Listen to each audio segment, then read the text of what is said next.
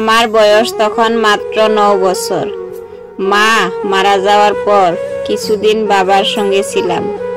বাবা খুব ব্যস্ততা ছিল, আমাদের দেখাশোনার সময় তার ছিল না। তারপর তিনি দ্বিতীয়বার বিয়ে করলেন।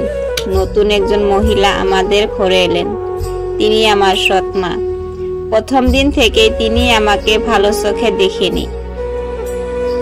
যখন তাকে মা বলে ডেকেছিলাম, তিনি বলেছিলেন, মা বলিস না, আমি তোকে জন্ম দিইনি। এই কথাটা আমার বুক ছিঁড়ে গিয়েছিল। মনে হচ্ছিল আমি যেন অনাথ, নিজের ঘরে আমি যেন একজন অতিথি। এরপর থেকে আমার উপর পড়ে গেল সমস্ত ঘরের কাজ। সকালে ঘুম থেকে উঠে ঘর ঝাড়ু দেওয়া, থালা বাসন মাজা, কাপড় ধোয়া, রান্না সাহায্য করা। এই ছোট্ট বয়সে আমি এক গৃহকর্মিনীর মতো জীবন কাটাতে লাগলাম।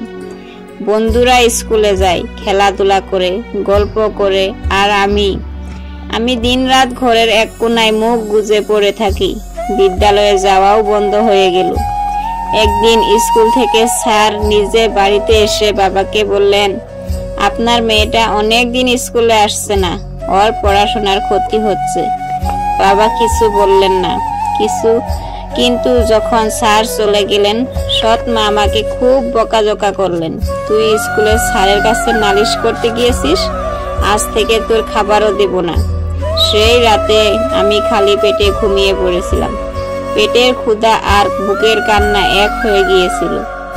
দিন গেছে, মাস গেছে, বছর কেটেছে, কিন্তু সেই দিনের কষ্ট এখনো আমার মনে তাজা।